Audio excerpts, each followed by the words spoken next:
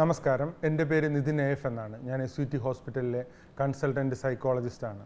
ഇന്ന് ഞാൻ നിങ്ങളോട് സംസാരിക്കാൻ ആഗ്രഹിക്കുന്ന വിഷയം നമ്മൾ ധാരാളമായി കാണുന്ന മോട്ടിവേഷണൽ വീഡിയോസും പ്രോഗ്രാമുകളെയും കുറിച്ചാണ്.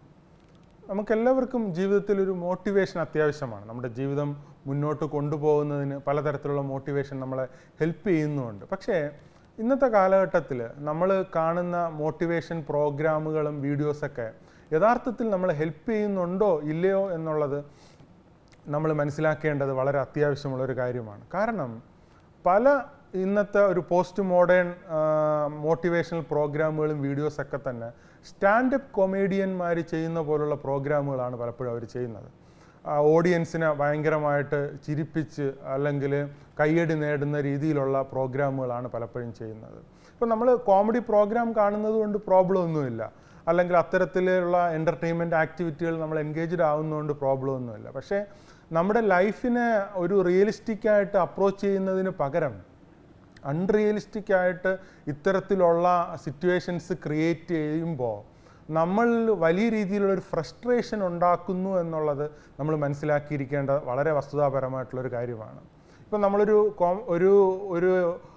ഒരു മോട്ടിവേഷണൽ പ്രോഗ്രാം നമ്മൾ അറ്റൻഡ് ചെയ്തിട്ട് പുറത്തിറങ്ങുമ്പോൾ, അല്ലെങ്കിൽ നമ്മളൊരു വീഡിയോ കണ്ടിട്ട് പുറത്തിറങ്ങുമ്പോൾ സംഭവിക്കുന്നത് എങ്ങനെ താരതമ്യം ചെയ്യാൻ പറ്റുമെന്ന് ചോദിച്ചാൽ, ഇപ്പോൾ നമുക്കൊരു ചൂട് ചായ കിട്ടുകയാണ്. അപ്പോൾ ആ ചൂടോടുകൂടെ നമ്മൾ കുടിക്കുമ്പോൾ അതിന് നല്ല ടേസ്റ്റും ആ ഒരു ഹോട്ട്നെസ്സും നമ്മൾ എൻജോയ് ചെയ്തിട്ടായിരിക്കും കുടിക്കുക. പക്ഷേ ആ ചൂട് കുറച്ച് സമയം കഴിഞ്ഞാൽ അത് തണുത്തു പോകും. അത് സ്വാഭാവികമായിട്ടുള്ളൊരു പ്രോസസ്സാണ്.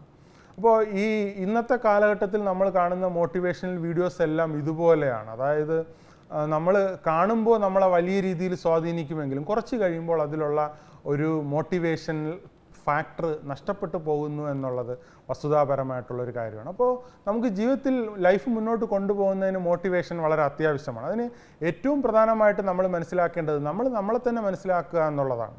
അപ്പം നമ്മളെ മനസ്സിലാക്കുമ്പോൾ നമ്മുടേതായ സ്ട്രെങ്തും വീക്ക്നെസ്സും മനസ്സിലാക്കി അതിൽ വർക്ക് ചെയ്യാൻ വേണ്ടിയിട്ട് തുടങ്ങുക എന്നുള്ളതാണ് ഒരു പ്രധാനപ്പെട്ട കാര്യം.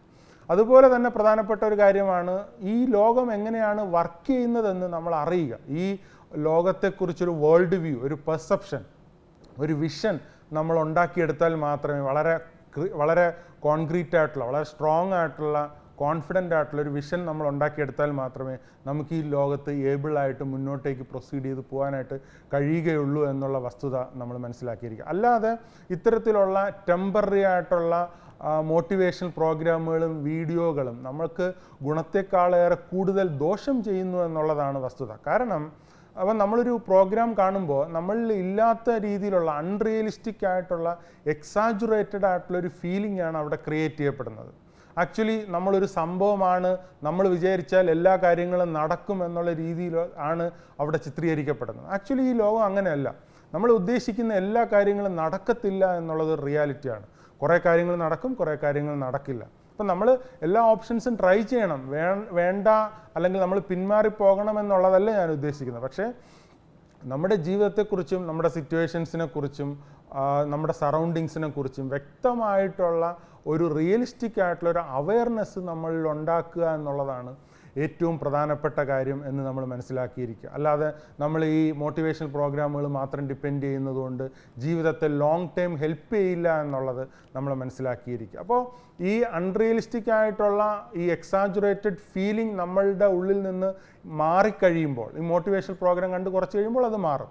അത് മാറിക്കഴിയുമ്പോൾ നമ്മുടെ ആ റിയാലിറ്റി പുറത്തേക്ക് വരുമ്പോഴാണ് നമ്മളുടെ മുൻപുണ്ടായിരുന്നതിനേക്കാൾ കൂടുതൽ ഫ്രസ്ട്രേഷൻ നമ്മുടെ ഉള്ളിൽ അനുഭവപ്പെടുന്നതായിട്ട് നമുക്ക് മനസ്സിലാക്കാനായിട്ട് കഴിയുന്നത്.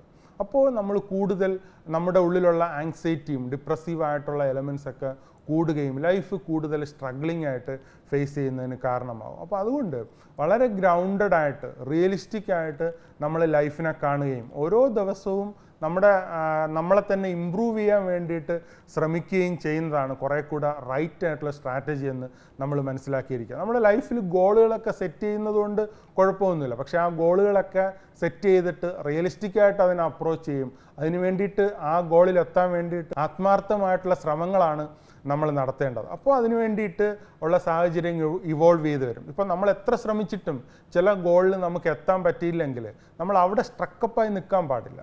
അവിടെ സ്ട്രക്കപ്പായി നിൽക്കാതെ അവിടെ നിന്ന് മാറി നമ്മുടെ ലൈഫ് മുന്നോട്ടേക്ക് കൊണ്ടുപോകാൻ വേണ്ടിയിട്ട് ശ്രമിക്കണം. ഇപ്പോൾ ചില ആൾക്കാരൊക്കെ അവിടെ തന്നെ സ്ട്രക്കായി നിൽക്കുന്നതായിട്ട് നമുക്ക് കാണാനായിട്ട് കഴിയും. അതൊക്കെ തന്നെ ലോങ് ടൈം വലിയ ദോഷം ചെയ്യും എന്നുള്ളത് നമ്മൾ മനസ്സിലാക്കിയിരുന്നു. ലൈഫിനെ കുറേ കൂടെ റിയലിസ്റ്റിക് ആയിട്ട് നമ്മൾ സമീപിക്കുകയാണെങ്കിൽ കുറേ കൂടെ ഫുള്ളി ഫങ്ഷനിങ് ആക്കി നിങ്ങളുടെ ലൈഫിനെ മാറ്റാനായിട്ട് കഴിയും.